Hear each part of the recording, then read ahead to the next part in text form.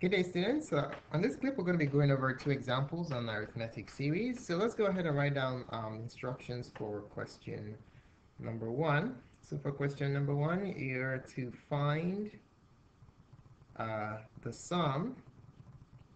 Find the sum um, of the given uh, arithmetic sequence. Arithmetic sequence using um, formulaic and arithmetic methods. Arithmetic methods.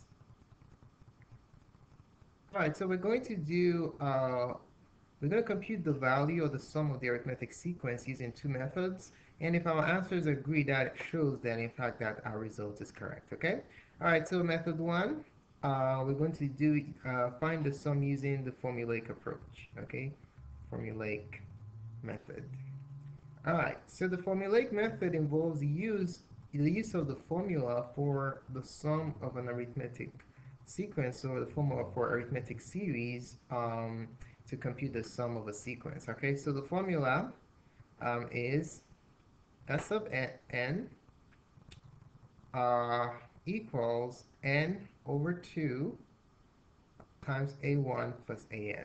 All right, so the sequence under consideration that we're going to be solving for question number one, I forgot to write it, is 31, comma 39, comma 47, comma 55, comma 63, comma 71. Okay, so we are going to be adding 1, 2, 3, 4, 5, 6 terms using the formulaic method. Okay, so what is the sum of these numbers using this formula? All right, so we have one equation, so we have to have only one unknown. So let's list what we know and what we need. All right, n is the number of terms that you're adding, the number of terms in the sequence that you're adding up. So we have 6 terms like we counted earlier. N is equal to 6. A1 is the first term. The first term is 31. As you can see here, this is A1. And then AN is the last term. Okay? In this case, AN is equal to A6. And A6 is the last term, which is 71. Okay, remember n is 6. If n is 6, then AN is equal to A6. Right here, this value is A6. All right. And then Sn is a sum. In this case, you're computing S6. We do not know what that is. That's what we're looking for. All right, so let's go ahead and compute what the sum is using this formula. S of 6 equals n over 2 is going to be 6 over 2 times A1, which is 31, plus AN in this case is A6 plus 71. Okay, and then when you add it up, you're going to have 3 times 31 plus 71 is 102. And then when you multiply 102 by 3, you get 306. Okay, so this is the answer using the formulaic method. Now let's use the second method. Method 2 is going to be the arithmetic method. Arithmetic method, which just simply involves us using arithmetic to compute the sum of these numbers. And then we're going to see if our answer is in fact correct, okay? So using arithmetic method to verify the accuracy of our result, we're simply going to input the following series in our calculator. Okay, 31 plus 39 plus 47 plus 55 plus 63 plus 71. Okay, and then we're going to plug in our calculator and then let's see what the result is. All right, so let's enter. We're going to have 31 plus 39 plus 47 plus 55 plus 63 plus 71. And our answer is 306 using arithmetic. Using arithmetic, which is just like summing it up. So you got our answer as 306. Since the two answers match, using our formulaic method and arithmetic method, we're confident that our answer is in fact correct. So we put a check here, I put a check here. All right, so there you have it. All right, now let's take a look at question number 2. So question number 2, the task is to evaluate the arithmetic series, arithmetic series in 2 ways. Okay, so we're going to evaluate the arithmetic series in 2 ways. Since we're doing the same series, we should get the same answer, which will establish the fact that our results are in fact correct. Okay, so for this problem, the series is going to be in sigma notation. So we're going to have the discrete sum from n equals 1 to 5. Um, so that sigma notation will work as well. From n equals 1 to 5 of the quantity 8n minus 8. Now, how do I know that this sigma, this sum, is arithmetic? The reason is because of the power of the variable. We don't have any exponents happening here. Okay?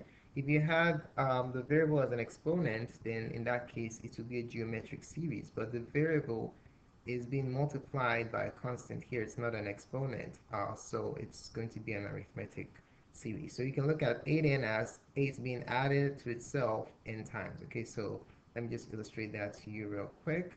So you can look at 8n as being 8 plus 8 plus 8 added to itself n number of times. Okay, so you can see repeated addition. This is an additive relationship. Hence, anytime the variable is not an exponent, then you have an arithmetic series. All right, so in this case, we know that we have an arithmetic series. Had it been for an exponent, let me give you an example. Let's say we had something like this. The sum from n equals 1 to 5 of 2 to the n. So this would be a geometric because the variable is an exponent. All right. Okay, now let's go ahead and compute the value of this arithmetic series in two different methods. All right. Method 1, we're going to use the formulaic approach. Method 1, we're going to use a formula. And then method 2, we're going to actually work out all the terms and then compute the sum. All right, so what is the formula for the sum of an arithmetic sequence? So what's the formula for arithmetic series? The formula is S sub n, the sum of n terms, equals n over 2 times a1 plus an.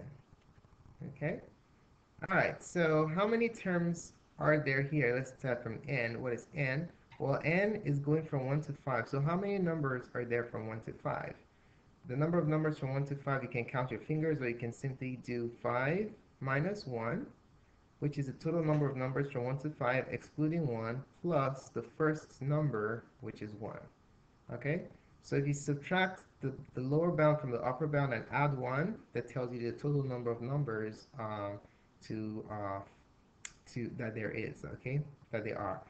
All right, so 5 plus 1 minus 1 is simply 5, so there are 5 numbers in all, okay?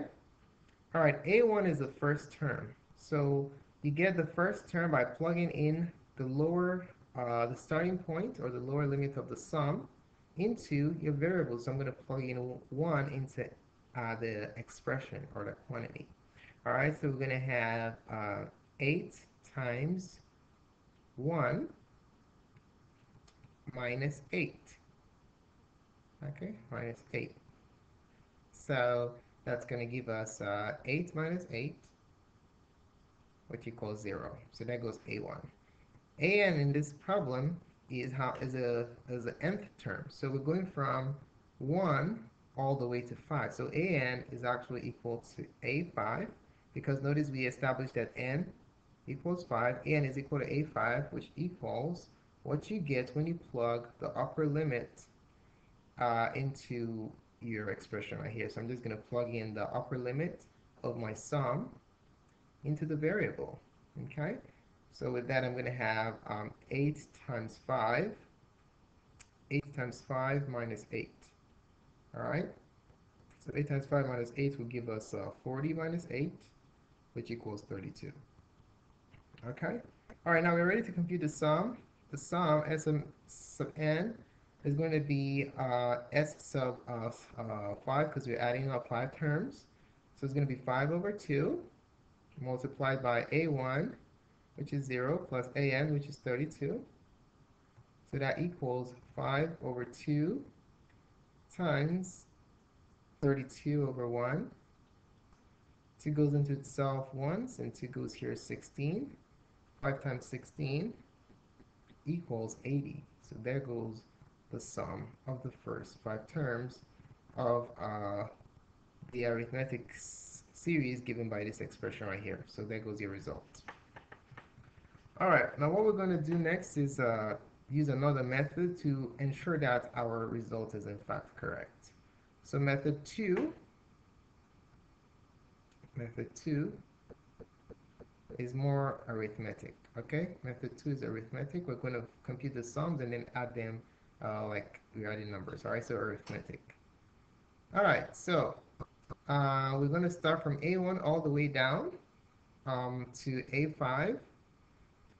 And what we're going to be using to generate our terms is the expression after the sigma notation, which is 8n minus 8.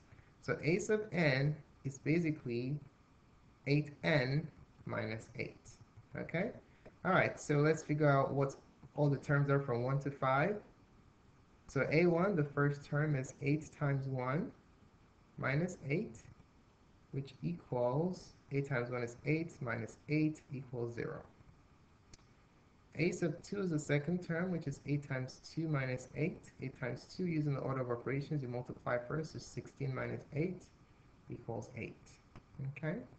And then a sub 3 is 8 times 3 minus 8. 8 times 3 is 24. 24 minus 8 equals 16. All right, and then a sub 4, the fourth term, is 8 times 4 minus 8, which is 32, minus 8, which is 24. And then the last term, which is a sub 5, the fifth term, equals 8 times 5 minus 8, which equals 8 times 5 is 40. 40 minus 8 is 32. Okay? All right, so all we can do is we can just add up all these numbers, and that will be our sum. If it, what do we expect the sum to be? Well, if it matches this result, then we're confident our answer is correct, okay? So 8 plus 16, we can add it up mentally, is simply 24. 24 plus 32 is 56. And then when we add 56 and 24, you get 80. So our sum is 80. Okay? So using the two methods, we got the same answer. So we are confident that our results are in fact correct. All right? So there you have it.